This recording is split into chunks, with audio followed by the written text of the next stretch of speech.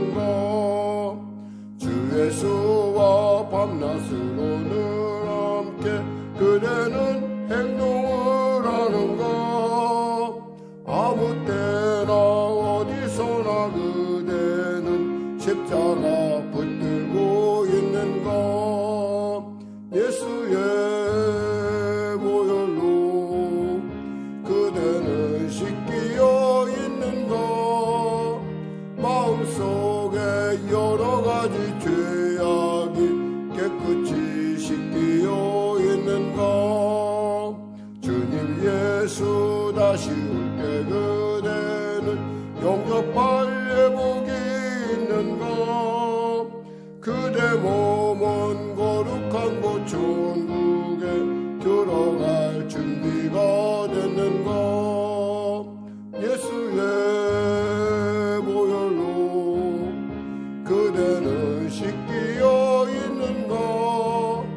마음속에 여러 가지 죄악이 깨끗이 씻기어 있는가. 모든 죄에 더러워진 예복을 주 앞에 지금 다 벗었어. 샘물같이 솟아나는 보혈로 눈보다 더이게 씻으라. 예수의 보혈로 그대는 씻기어 있는가. 마음속에 여러 가지 죄악이 깨끗이 씻기어 있는가. 기도하겠습니다. 하나님 감사합니다. 오늘 하나님께서 귀한 아침 우리 허락하시고 또 이 아침에 나와 찬양과 말씀과 기도로 나아가게 하시면 감사합니다. 오늘도 우리에게 주시는 귀한 말씀을 통하여 우리의 삶 가운데 하나님의 놀라운 그 은혜와 그리고 하나님의 그 놀라운 희생 그리고 그 하나님의 놀라운 부활이 우리에게 분명하게 믿어지는 귀한 아침 될 수 있도록 도와주시고, 병든 자 있습니까? 치료받게 하시고, 문제가 있는 자 있습니까? 해결받는 시간 되게 하여 주시고, 또 연약한 가운데 쌓인 자가 있습니까? 강건함을 더하여 주시고, 눌린 자 자유케 되는 놀라운 하나님의 살아계심을 증거하는, 살아계심을 깨달아 맛보아하는 시간 되도록 은혜 베풀어 주시옵소서. 성령의 교회를 지켜주시고 붙잡아 주시고, 또 다가오는 주일 가운데 하나님의 놀라운 은혜의 역사를 허락하셔서 아버지 이 예배 이 자리를 통하여 하나님을 만날 뿐만 아니라 그 하나님의 살아계심의 손길 가운데 우리가 은혜 충만하여 하나님의 기뻐하심을 이루어가는 복된 성도들 되게 하여 주시옵소서. 교회를 위하여 늘 애쓰며 또 돕는 귀한 우리 목사님의 손길을 기억하여 주시고, 또 늘 사람 공동체 가운데도 하나님의 보호하심이 나타나게 하여 주시옵소서. 오늘도 귀한 아침 하나님 앞에 나아갑니다. 성령으로 은혜로 충만케 하여 주시옵소서. 예수님의 이름으로 기도드립니다. 아멘. 오늘 여러분과 은혜 나누실 말씀은 마태복음 27장 말씀입니다. 마태복음 27장 말씀.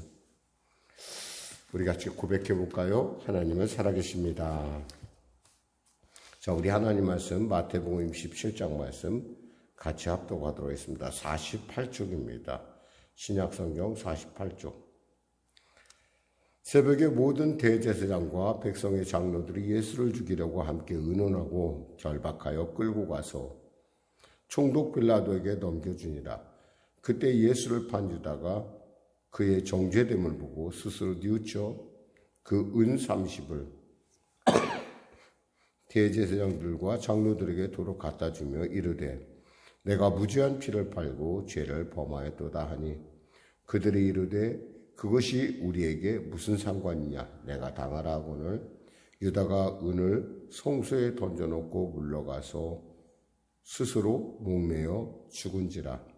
대제사장들이 그 은을 거두며 이르되 이것은 피값이라 성전고에 넣어둠이 옳지 않다 하고, 의논한 후 이것으로 투기장의 밭을 사서 나그네의 묘지를 삼았으니, 그러므로 오늘날까지 그 밭을 피밭이라 일컫느니라.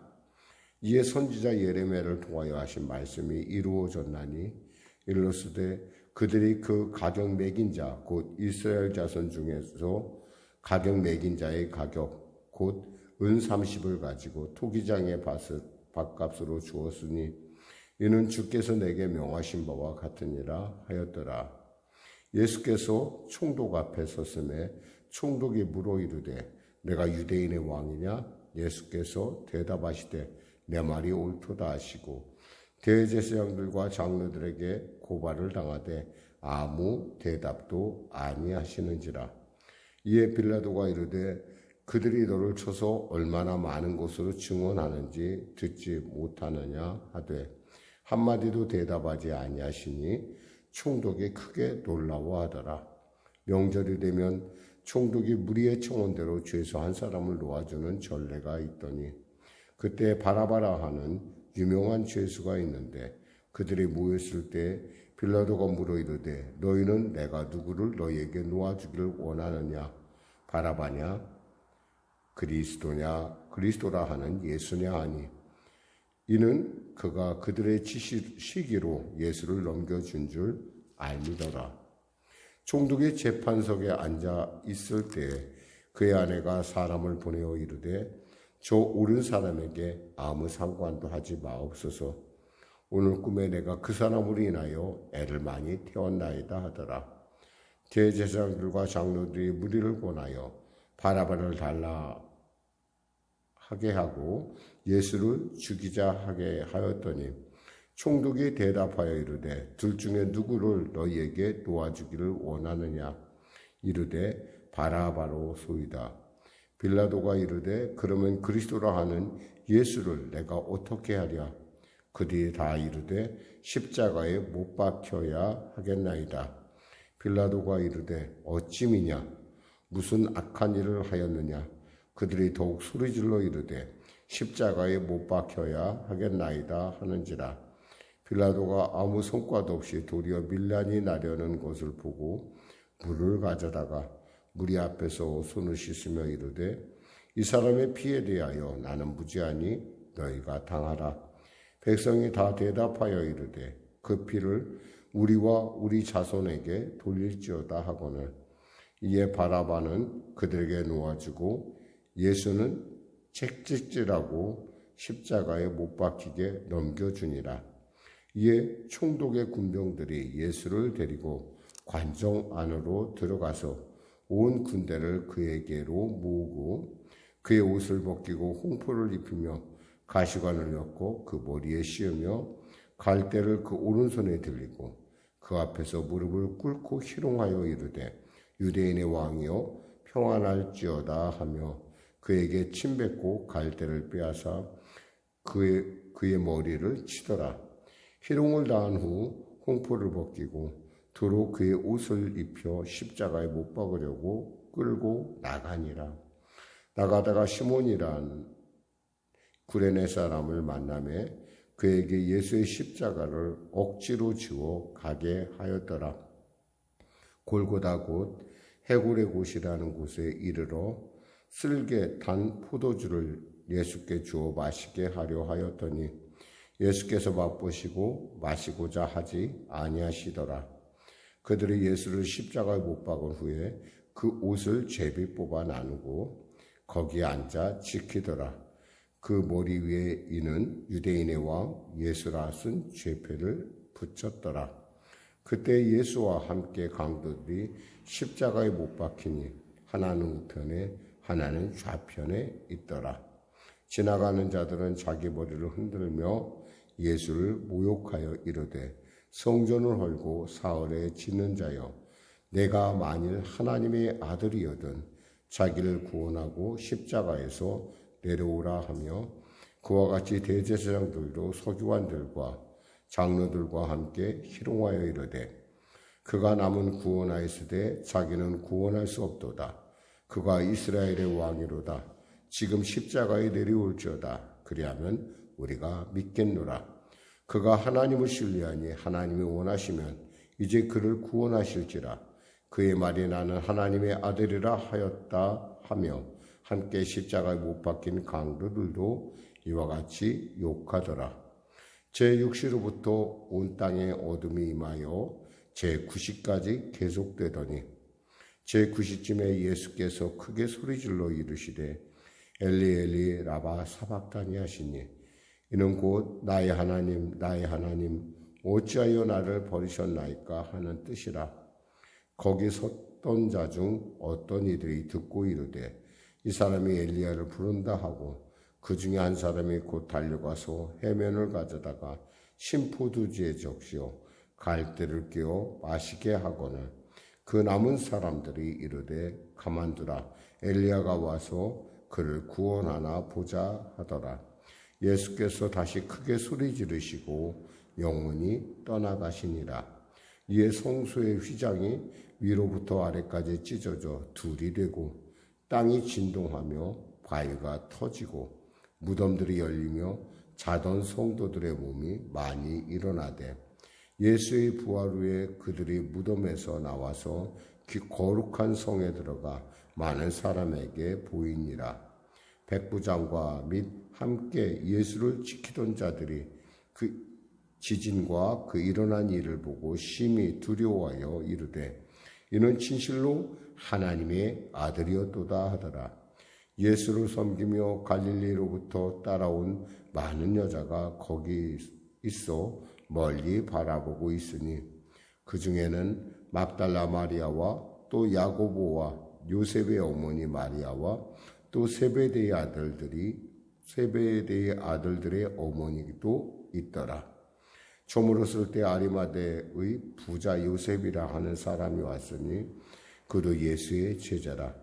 빌라도에게 가서 예수의 시체를 달라 하니 이는 빌라도가 내주라 명령하거늘 요셉이 시체를 가져다가 깨끗한 세마포로 싸서 바위 속에 자기 새 무덤에 넣어두고 큰 돌을 굴려 무덤 문에 놓고 가니 거기 막달라 마리아와 다른 마리아가 무덤을 향하여 앉았더라. 그 이튿날은 준비일 다음 날이요 대제사장들과 바리새인들이 함께 빌라도에게 모여 이르되 주여 저 속이던 자가 살아 있을 때에 말하되 내가 사흘 후에 다시 살아나리라 한 것을 우리가 기억하노니 그러므로 명령하여 그 무덤을 사흘까지 굳게 지키게 하소서.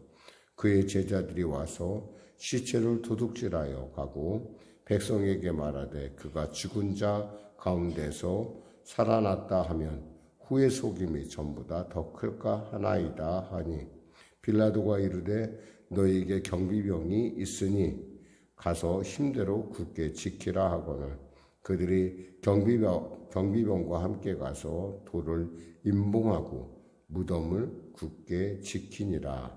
아멘. 오늘 저는 본문 중에서 특별히 그 예수님의 십자가 주변에 있는 그 상황들에 대해서 좀 이해하는 시간을 갖기를 원합니다. 여기서 보면은 32절에서 44절까지의 부분이겠죠. 우리가 예수님의 십자가에 대해서 가상치론을 통해서 말씀을 나눴고요. 또 예수님의 어떤 이런 과정들이 결코 그냥 우연히 이루어진 것이 아니라 로마의 관습과 그리고 또 유대의 관습, 이 모든 것, 그리고 하나님의 말씀, 무엇보다도 하나님의 말씀이 그대로 이루어지는 것을 우리가 볼 수가 있습니다. 나가다가 시몬이라는 구레네 사람을 만나며 그에게 예수의 십자가를 억지로 지고 가게 하였더라 그랬어요. 로마 병정에게는 공무를 수행할 때 그 자기의 식민지 백성 누구든지 간에 그 사람을 명령하여 자기의 일을 분담할 수가 있습니다. 이것은 마치 우리에게 있어서 전쟁 중에 징발하는 것과 같은 그런 효과예요. 그래서 누구든지 그 사람을 잡고 이것을 하라 그러면 같이 동행해주고 그 일을 도와야 될 의무가 제국 내에 있는 모든 백성에게는 이미 주어져 있는 것이죠. 여기서 그래서 억지로라는 말이 우리가 기억해야 돼요. 어떻게 생각하면 지금 예수님은 이제 막 예루살렘 성을 벗어나 지금 골고다를 향해 가고 있는, 이것을 요즘은 우리가 비아 돌로로사라고 하죠. 슬픔의 거리인데 길이라고 하는데 이 비아 돌로로사를 통해서 나가는 중에 이 시몬, 여기서 말하는 시몬이라는 구레네 사람이 마침 예루살렘에 들어가기 위해서 유월절을 맞아 예루살렘에 들어가기 위해서 막 이제 들어가는 중에 바로 같이 조우를 하게 됩니다. 그러니까 이 십자가의 형렬과 만나게 됐었을 때 그는 어떻게 생각하면 정말 참 영적으로는 굉장히 그에게 큰 축복이죠. 그리고 또 자기 생각해 봤을 때는 이게 무슨 날벼락이야 할 정도로 그러한 어떠한 그런 상황에 직면하게 되고 결국 예수님을 대신해서 그가 십자가를 지고 그 행렬에 동참하게 됩니다. 골고다 곧 해골의 곳이라는 곳에 이르러 이 골고다라는 말은 바로 해골이라는 뜻이 있고요. 또 이곳에 뭐 여러 가지 학설이 있어요. 이곳에 시체를 많이 버려서 해골이 많아서 그렇다 그러기도 하고 원래 생긴 모양이 이 골고다 언덕 자체 생긴 모양이 좀 해골에 가깝다라고 하는 어떤 그런 부분들인데 뭐 우린 또 그러면 이 골고다를 또 뭐라고 부르냐면 갈보리라고 불러요.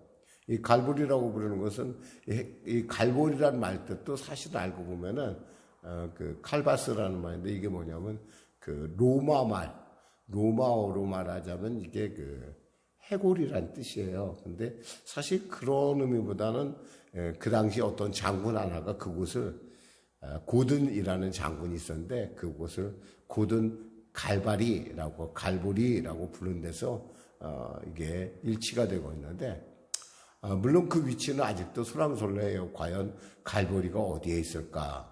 저도 가봤지만 그곳에 이미 큰 시장이 형성돼가지고 도대체가 뭐 위치가 분간이 안 돼요. 특히 갈보리 갈 때 여러분 성전신뢰 갈 때 조심해야 되는 게 일행을 잊어버리면 잘못하면 시장에서 길을 잃을 수가 있어요. 그럴 정도로 그냥 하늘이 보이질 않으니까. 왜냐하면 시장을 다 비가 오거나 혹은 어떤 기상재해를 막기 위해서 이렇게 다 덮어놨어요. 길 자체를. 길에 들어가면은 상점만 보이지 아무것도 안 보여요. 근데 그게 바로 이제 비아돌로로사 그 가는 길 중에 있기 때문에 우리가 늘 그리고 성지순례 때 조심해야 돼요. 골고다 곧 즉 해골이라는 곳에 이르러 쓸개탄 포도주를 예수께 주어 마시게 하려 하였더니 쓸개탄 포도주를 주는 것은 이것은 로마의 그 십자가의 형벌 중에 규정 중에 하나입니다.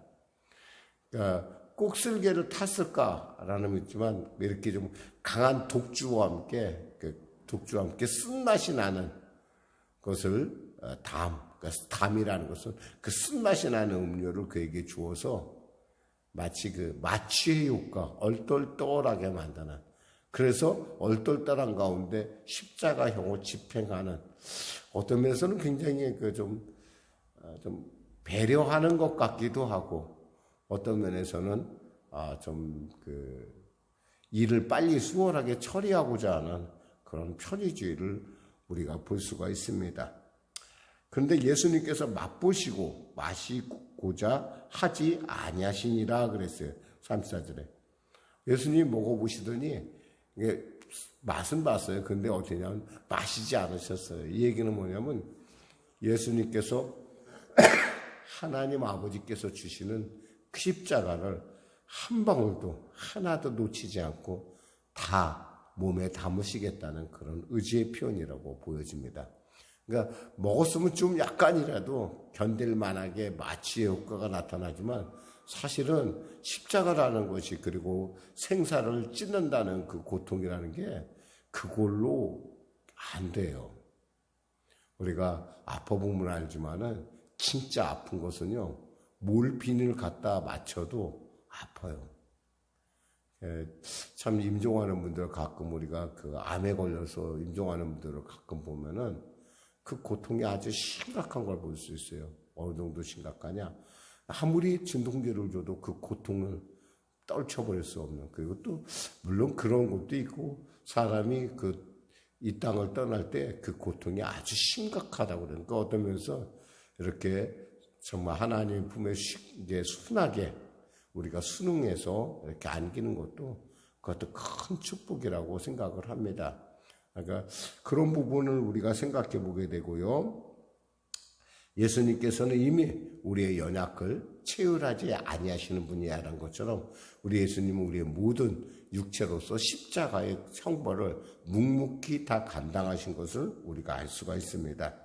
35절에 그들이 예수를 십자가 못 박은 후에 그 옷을 제비 뽑아 나누고 거기 앉아 지키더라. 30절에 당시 형을 집행하던 군인들에게는 그 권리가 있었어요. 그래서 그 죄수의 옷을 나누든지 하다못해 신발까지도 나누는 것을 볼 수 있어요. 여기서 신발의 얘기는 나오지 않았는데 예수님의 신발조차도 그들이 다 나눠서 가졌을 것으로. 그러니까 참 잔인하죠. 형벌 자체가. 그리고 그 머리 위에는 유대인의 왕 예수라 쓴 죄패를 붙였더라. 예수는 유대인의 왕이다. 유대인의 왕이다. 이것을 갖다 어떻게 붙였어요? 우리가 유대인의 왕이란 말을 딱 들으니까 생각나는 게 있잖아요.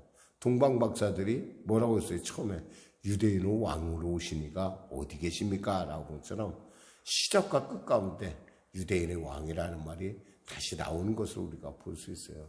그래서 보면서 하나님께서는 참 이 일에 대해서 얼마나 하나님께서 세심하게 그리고 얼마나 그 하나님께서 이 일을 준비하고 얼마나 애를 쓰셨다는 것을 또 예수님 역시 그 말씀을 그대로 순종하는 것을 보면서 정말 우리가 과연 무엇이 가는데 이렇게 하나님께서 우리를 구원하시기 위하여 당신의 하나밖에 없는 아들을 보내셨을까라고 하는 그 마음을 우리가 짚어볼 수 있는 부분이기도 합니다.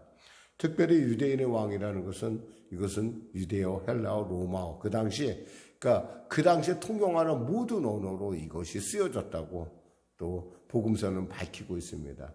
그러니까 이 죄패를 보는 사람은 누구나 다 예수님은 유대인의 왕이다 라고 할 수 있는, 그러니까 특별히 디아스포라들 그 명절 때만 유대의 그 성지순례를 그들에게 말하면 성지순례를 목표로 살고 있는 그들에게 있어서는 정말 참 저분이 바로 유대인의 왕이구나라는 걸 알 수 있는 아주 그러한 역설적이게도 그들이 바로 이 십자가의 증인으로서 온전하게 설 수 있는 그러한 이유가 되고 있습니다.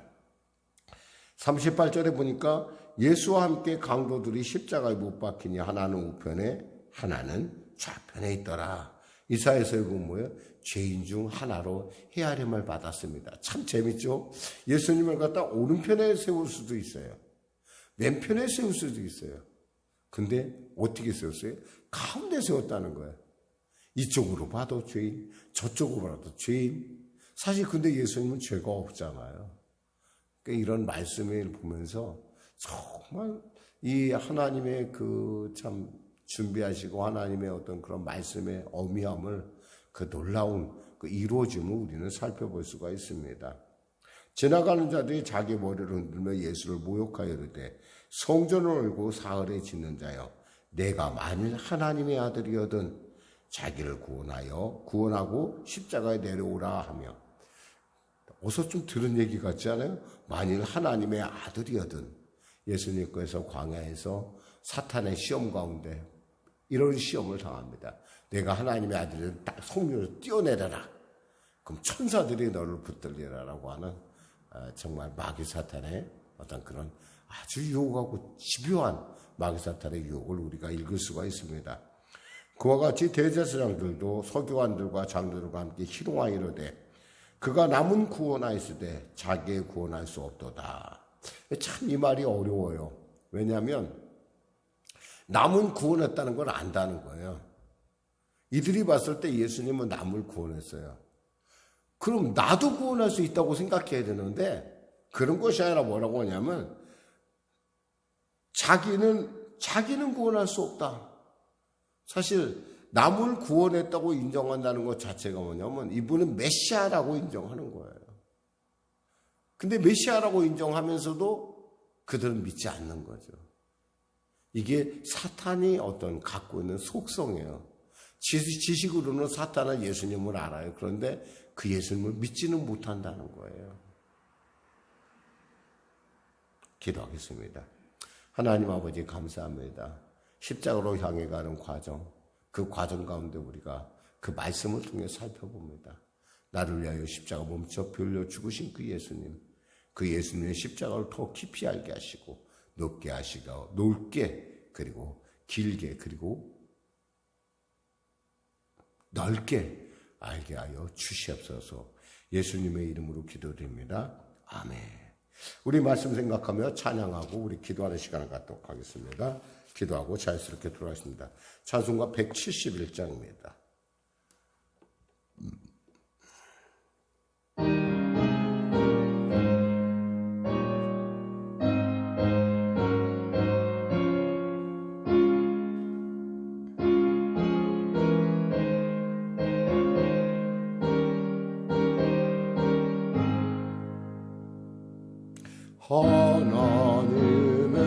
하나님의 독생자 예수 날 위하여 오시오네. 내 모든 죄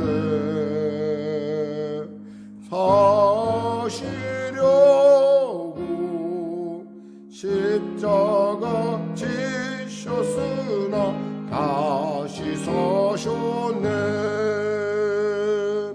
살아계신 주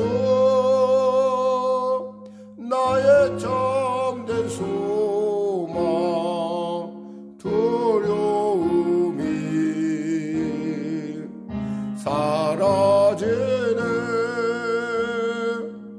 사랑의 주네 갈 길인 도하니 내 모든 삶의 기쁨 늘 충만하네. 주 안에서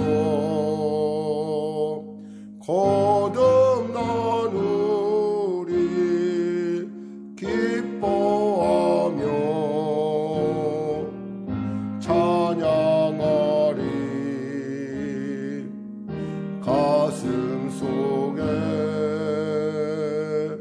넘치는 확신 우리의 가는 길에 소망 넘치네. 살아계신 주 나의 참된 소망 두려움이 사라지네. 사랑의 주네 갈 길인 도하니 내 모든 삶의 기쁨 늘 충만하네. 선한 싸움 다 마친 후에 우리 주님 배우리라. 사망 권세 다 물리치고 주님이 다스리니 영광 넘치네. 살아계신 주 나의 참된 소망 두려움이 사라지네. 사랑의 주네 갈 길인 도하니 내 모든 삶의 기쁨 늘 충만하네. 하늘에 계신 우리 아버지, 아버지의 이름을 거룩하게 하시며 아버지의 나라가 오게 하시며 아버지의 뜻이 하늘에서와 같이 땅에서도 이루어지게 하소서. 오늘 우리에게 일용할 양식을 주시고 우리가 우리에게 잘못한 사람을 용서하여 준 것 같이 우리 죄를 용서하여 주시고 우리의 시험에 빠지지 않게 하시고 악에서 구하소서. 나라와 권능과 영광이 영원히 아버지의 것입니다.